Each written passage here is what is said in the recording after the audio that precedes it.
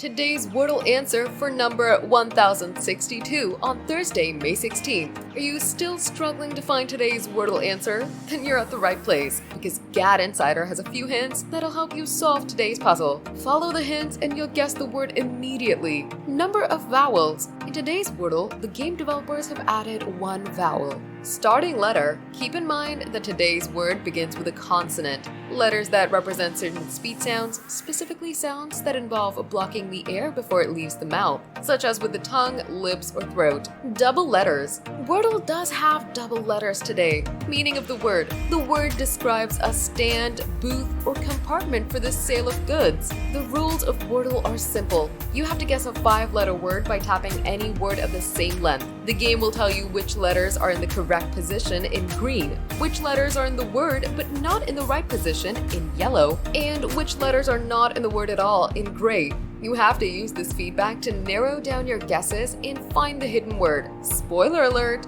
Today's Wordle answer for number 1062 on Thursday, May 16th is S-T-A-L-L, stall.